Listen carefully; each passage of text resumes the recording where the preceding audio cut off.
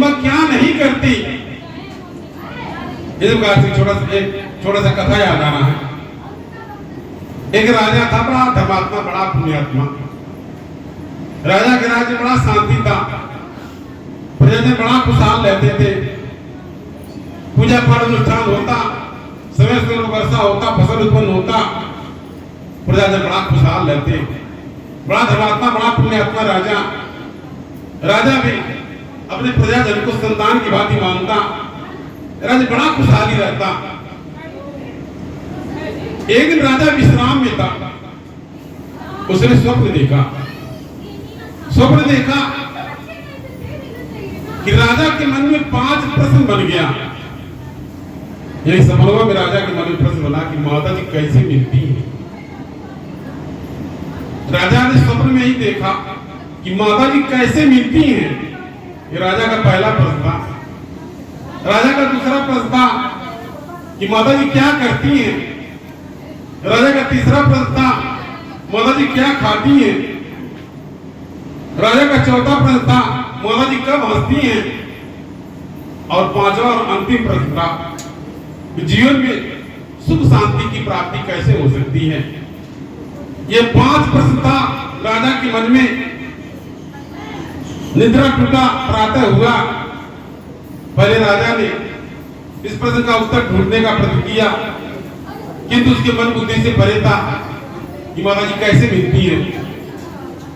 जब प्रश्न उत्तर नहीं पाया, प्रातः हुआ, दरबार लगा, मंत्रिमंडल को बुलाया और कहा कि आप सभी लोग बताइए कि हमारे मन में प्रश्न बना है।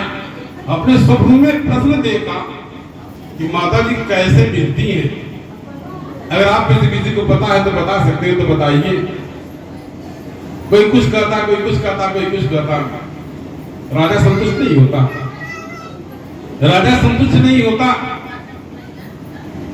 मंत्रिमंडल ने निर्णय लिया कि महाराज आपका प्रश्न बड़ा विचित्र है, बड़ा विकट है। अब माता जी भगवान कैसे मिलते, कैसे कोई बताए। तो फिर मंत्री ने परामर्श दिया कि महाराज आपके राज्य में बड़े धर्मात्मा पुण्यात्मा लोग हैं। राज्य में ढिंढोरा पिटा दिया जाए।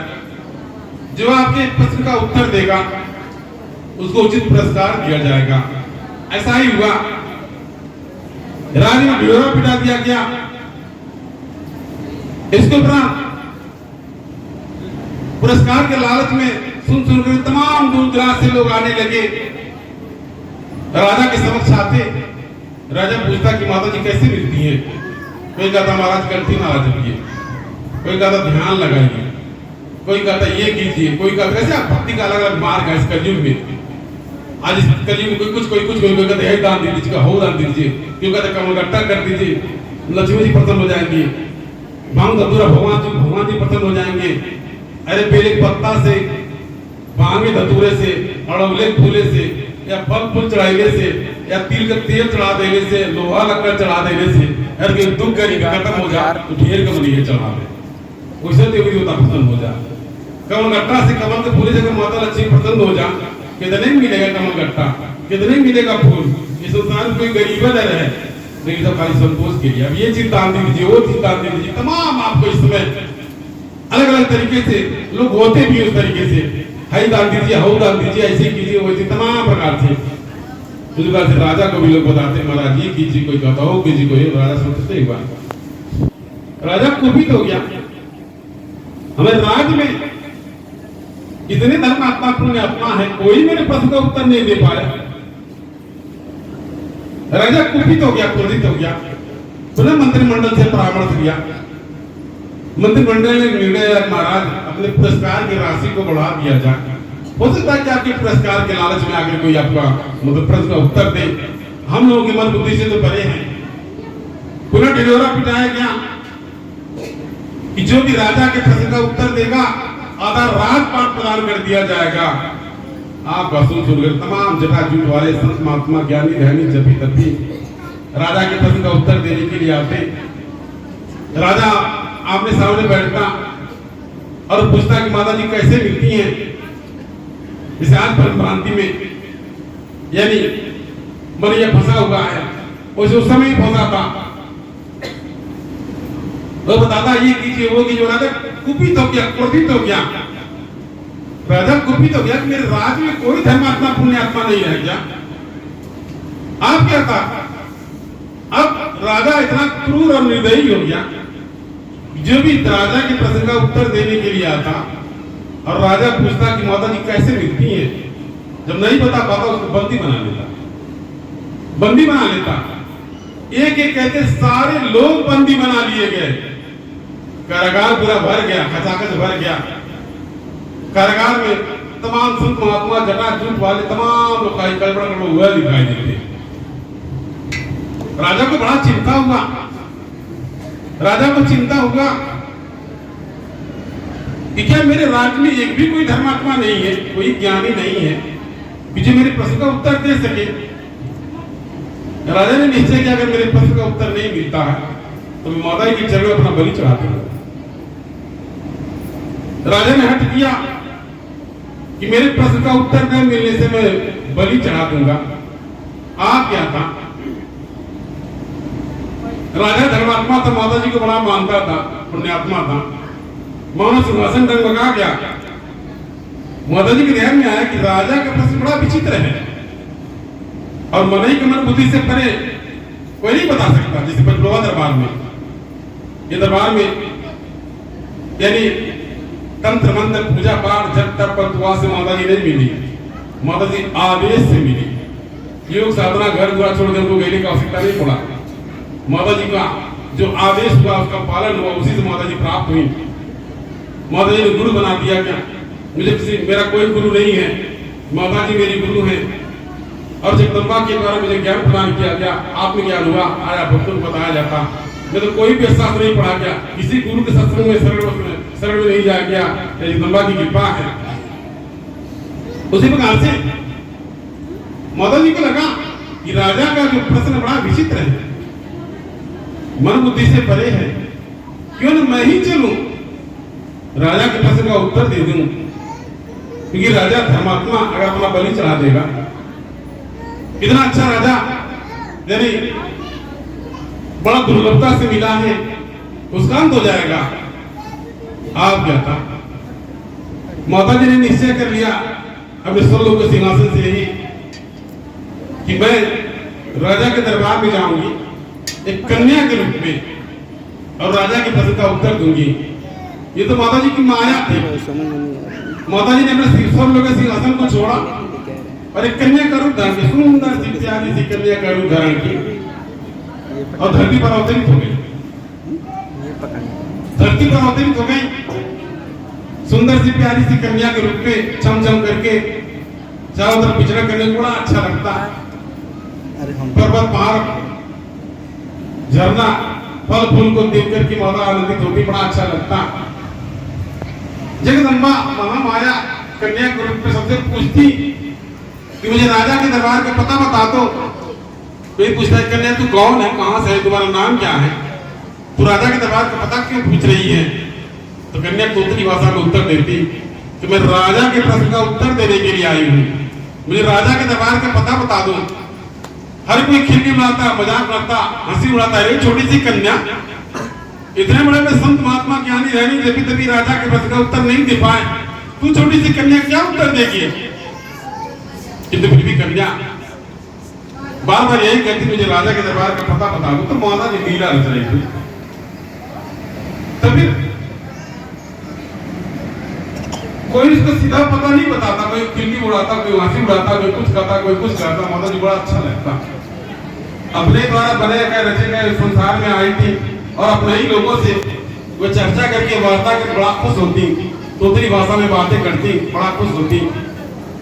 इसके बाद जैसे तैसे कन्या राजा के दरबार तक पहुंच गई। द्वारपाल का पहरा लगाता, कन्या धड़ल्ले से अंदर जाना चाहिए। द्वारपाल ये कन्या तू कौन है, कहां से है, तुम्हारा नाम क्या है, कहां जा रही है?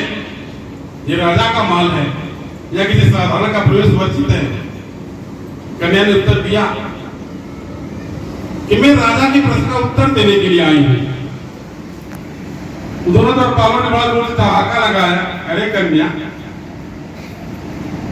राजा के प्रश्न का उत्तर एक से एक जटाजूट वाले संत महात्मा नहीं दे पाए, तू छोटी सी कन्या क्या उत्तर देगी? किंतु कन्या ने बारंबार जिद किया, मुझे राजा के दरबार में जाना है, मुझे इधर जाने दो, महल में जाने दो, राजा के प्रश्न का उत्तर देने दो। बड़ा जिद करने के बाद में सब लोगों ने बड़ा समझाया बुझाया कि तुम नहीं मानी, जिद मत मेरी चीख जाओ, राजा तुम्हें भी बंदी बना लेगा। दूसरे द्वार पर पहुंची, अलग सैनिक सिपाही ने रोके, कन्या तू कौन है, कहां से आई है, कहां जा रही है? कन्या कही, मैं राजा के दरबार में आई हूं, राजा के प्रश्न का उत्तर देने के लिए। दोनों ने जोर से उपहास किया, कन्या तू मूढ़मती कन्या, राजा बड़ा क्रूर निर्दयी हो गया है, जो राजा के प्रश्न का उत्तर नहीं दे पा रहा उसके बंदी बना ले रहा है, और तू जब बंदी बना ली जाएगी तेरे माता पिता तुझे ढूंढेंगे, इसलिए तू चली जा, तू चली जा। राजा बड़ा क्रूर निर्दयी है, तुझे उत्तर नहीं दे पाएगा, उसकी बंदी बना लेगा। फिर भी कन्या ने जिद किया, हट के नहीं, मुझे जाना, राजा के दरबार में जाना है और उत्तर देना है। राजा का हुक्म था, कोई भी उत्तर दे सकता था, कोई भी आ सकता था।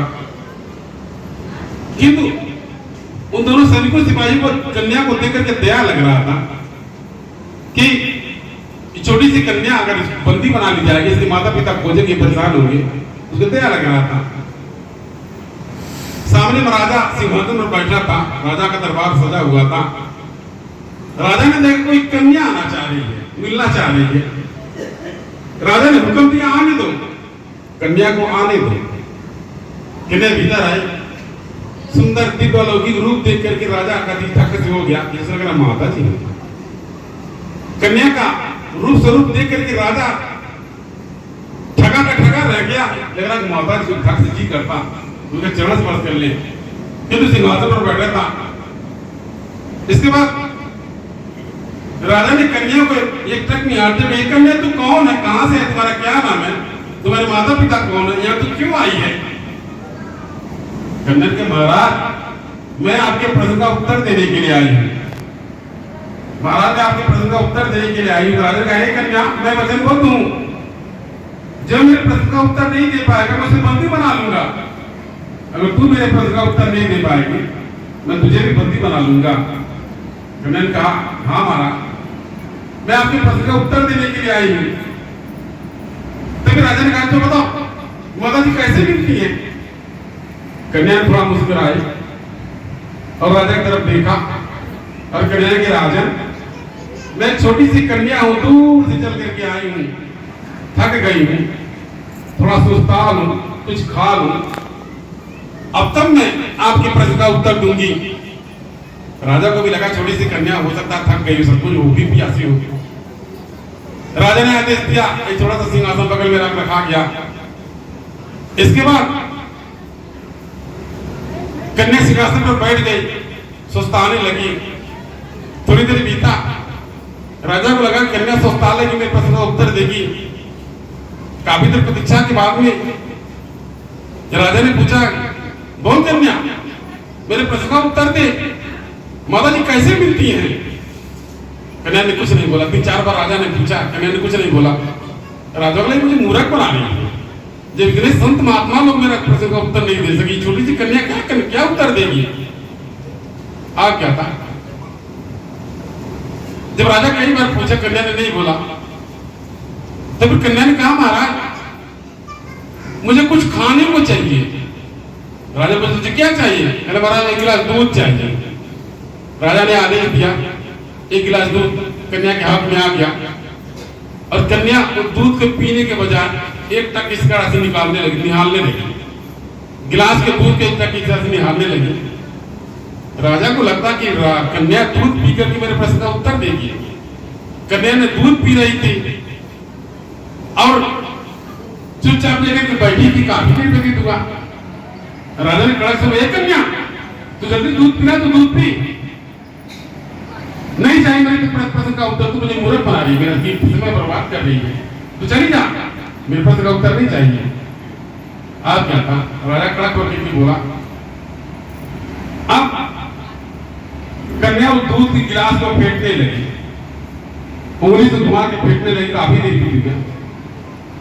राजा भैया, कन्या तो जल्दी दूध पी, पीना तो पीना, जल्दी बंद, तू मेरा समय बर्बाद कर रही है, नहीं चाहिए तेरे पति का उत्तर, तो चली जा। कन्या उस राजा को क्रोधित करना चाहती थी। 10 बार राजा बोलता, झपट करके कन्या एक बार धीरे से बोलती। इसके बाद राजा बिल्कुल क्रोधित हो गया, कुपित हो गया, ये कन्या मेरा समय बर्बाद कर रही है और कुछ नहीं, इसे ज्यादा वार्ता करना मेरी मूर्खता होगी। राजा ने अपने अफसर से कहा, झपट के कहा, ये कन्या तू क्या कर रही है? जब राजा ने कड़वे स्वर में झपट के कहा कि कन्या तू क्या कर रही है, तो कन्या बड़े विनम्रता से, महाराज मैं इस दूध में क्रीम ढूंढ रही हूं, मक्खन ढूंढ रही हूं। आप क्या था? राजा ने कहा, अरे कन्या, मूढ़मती कन्या, दूध से मक्खन ऐसे निकल जाता है, पहले गर्म करना पड़ता, फिर दही जमाना पड़ता है, फिर ऊपर वाला भाग मधानी से मत करके उसे पानी डालना पड़ता है, तब न मक्खन निकलता है। कन्या ने कहा, बस राजन, हमने आपके पहले प्रश्न का उत्तर दे दिया। जिस प्रकार से दूध से क्रीम निकालने के लिए, मक्खन निकालने के लिए कितना जतन करना पड़ता, पहले दूध को गर्म करो, दही जमाओ, फिर ऊपर वाला भाग निकाल के मथानी से मतो, फिर पानी डालो, तब जाकर मक्खन निकलता है। पहले थोड़े से मक्खन के लिए कितना परिश्रम करना पड़ता है और तब मक्खन प्राप्त होता है। और आप राजा साहब अब सोने चांदी के सिंहासन पर बैठ करके, यानी माता जी को पता ढूंढ रहे हैं, जिस बात से दूध से मक्खन निकालने के लिए कितना जतन करना पड़ता, तब मक्खन निकलता। जब मोह माया का प्रत्याग कर माता जी की भक्ति में लग जा, आराधना कर, विधि कर, प्रार्थना कर, माता जी तुझे प्राप्त हो जाएंगी।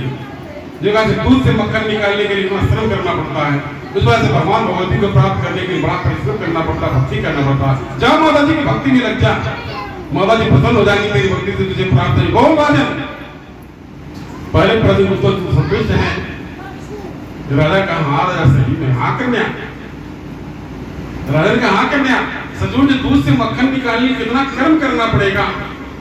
मैं तो माता जी का पता ढूंढ रहा हूँ, सोने चांदी के सिंहासन मुंह मारे बैठ करके माता जी का पता नहीं मिल गया। माता जी की भक्ति करनी होगी, यही बात मुझे कोई समझा नहीं पाया। कोई कुछ कहता, कोई कुछ कहता। हाँ कन्या, मैं तेरे वचन से संतुष्ट हूँ। राजा ने निश्चय किया, कन्या ने मेरे एक प्रश्न का उत्तर दे दिया, अब मेरे 4 प्रश्न का उत्तर नहीं भी दे पाए तो मुझे बंदी नहीं बनाऊंगा। इसलिए कन्या ने निश्चय किया, राजा ने निश्चय किया, हम बंदी नहीं बनाएंगे। अभी तक मेरे प्रश्न का कोई उत्तर नहीं दिया, इस एक प्रश्न का उत्तर दे दिया। राजा विनम्र हो गया। कन्या ने पूछा, महाराज आपका दूसरा प्रश्न क्या है? राजा पहले बड़ा कड़क था, उत्तर पाने के बाद थोड़ा सा विनम्र हो गया। हाँ कन्या, मेरा दूसरा प्रश्न, माता जी क्या करती हैं? माता जी क्या करती हैं, यही मेरा दूसरा प्रश्न है। तो कन्या ने कहा, महाराज आपकी इस प्रश्न का उत्तर पाने के लिए कुछ देर के लिए आपको अपना सिंहासन खाली करना पड़ेगा। यदि आप इस प्रश्न का उत्तर चाहते हैं तो आपको सिंहासन से उतरना पड़ेगा और कुछ पल के लिए आपको अपना मुकुट देना पड़ेगा, और तब जाकर के सिंहासन पर बैठ करके मुकुट धारण करके मैं आपके प्रश्न का उत्तर दूंगी। राजा ज्ञानी था, सिंहासन से उतर गया, खाली सिंहासन देखकर टप से कन्या जाकर के बैठ गए। कन्या जाकर सिंहासन पर टप से जाकर के बैठ गए और मुकुट को पहन लिया और राजा से कह के, बोल राजन। पहले कन्या राजा को आप संबोधित कर रही थी, और जब सिंहासन पर विराजमान हो गई तो कन्या ने कहा, बोल राजन, मैं सिंहासन पर कैसी लग रही हूं? राजा, अरे कन्या, छोटी सी कन्या जो रानी, महारानी, राजकुमारी है, जिसे लग रहा है कि मेरे राज की राजकुमारी सिंहासन पर बैठ कर मुझको हुक्म चला रही है। तब कन्या ने कहा, अब तुम कैसा लग रहे हो? राजा जान गया था कि ये मेरे राज की मालकिन है, मेरे तत्वताज की मालकिन है, ये जो हुक्म दे देगी मुझको मानना पड़ेगा, आदेश का पालन मुझको भी करना पड़ेगा।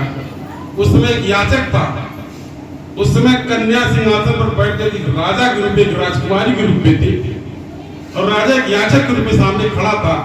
राजा जान गया था मैं तो याचक हूं।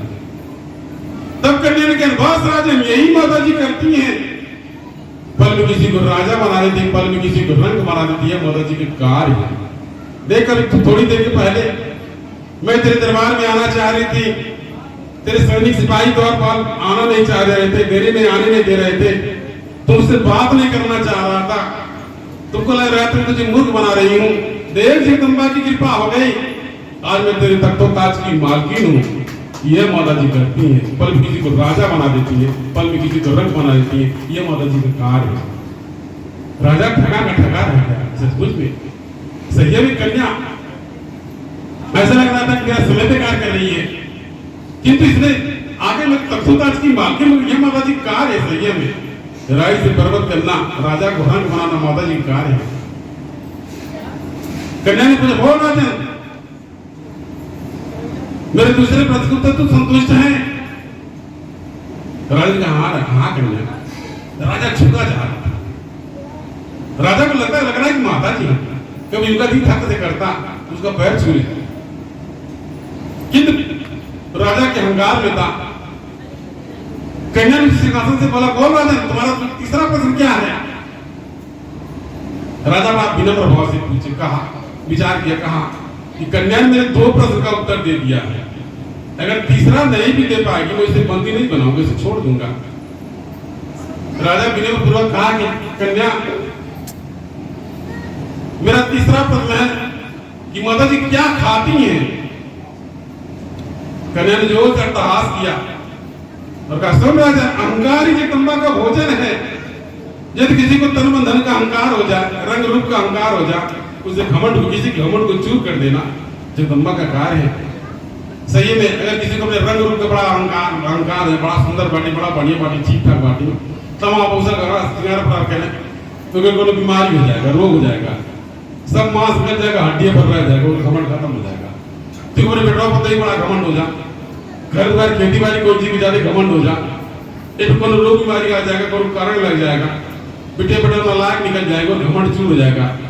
घमंडो माता जी घटना करती है, इसलिए घमंड नहीं करना चाहिए, कभी घमंड नहीं करना चाहिए। जो भी माता जी आपको प्रसाद है, घर द्वार खेती बाड़ी बाल गोपाल रोजी रोजगार जो भी मिला प्रसाद है, प्रसाद है वही जो आप वस्तु के लिए परेशान है, जिसके पास नहीं है उसके लिए परेशान है, आप उसका वैल्यू नहीं समझ रहे।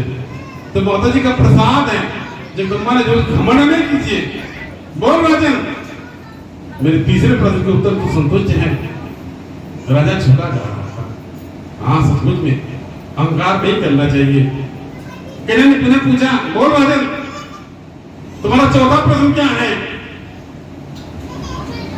राजा बड़ा विनम्र भाव से कहा कि कन्या मेरा चौथा प्रश्न है कि माता जी कब हंसती हैं? आप क्या था? कन्या ने फिर तमाक से उत्तर दिया सुन राजन जब भाई भाई के बंटवारे में जब बंटवारा होता है, घर द्वार का बंटवारा होता है और पंचायत करने के लिए फट पड़ से दूसरे लोग आ जाते हैं, बांट पकड़ने लगता है, कई बार बांट पकड़ने लगता है, लेकिन बंटवारा संपन्न नहीं हो पाता। कई बार पंचायत होता है लेकिन एक दूसरे को संतोष नहीं होता। वहीं पर माता जी हंस पड़ती है, भाई होकर के भाई का हित नहीं हो रहा तो दूसरे का हित क्या होगा? वही माता जी हंसती है। जब घर भाई भाई के बंटवारे में जब तीसरा विवाह को फैलाने के लिए आता है, वही माता जी हंसती है। बोल राजन मेरे चौथे प्रश्न के उत्तर तो संतुष्ट है? आप क्या था? राजा विनम्र भाव से कहा हाँ कन्या सचमुच में हर किसी का मार पकड़ा लग जाता है, लेकिन भाई भाई का बंटवारा कई बार बड़ा फौजदारी वाला बहुत झंझट पड़ जाए, दुनियादारी आज से चलता चला जा।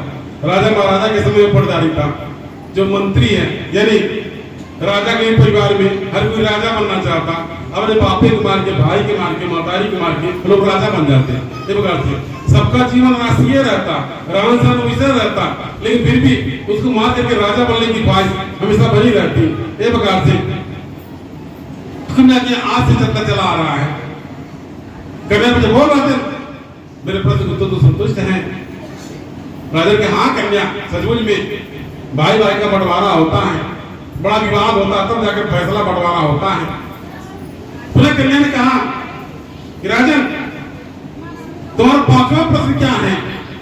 राजा बड़े विनम्र भाव से कहा मेरा पांचवा प्रश्न है कि जीवन में सुख शांति की प्राप्ति कैसे हो सकती है? राजा जान गया था ये कन्या कोई साधारण नहीं है। ये जरूर जगदम्बा मेरे प्रश्न का उत्तर देने के लिए आई है।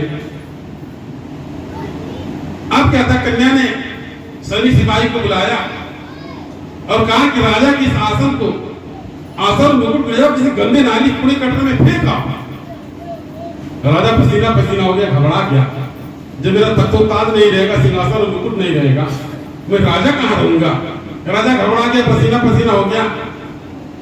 करेंगे बहुत राजन, ये तुझे सुख शांति चाहिए तो संतोष करना सीख। सबसे बड़ा संतोष है।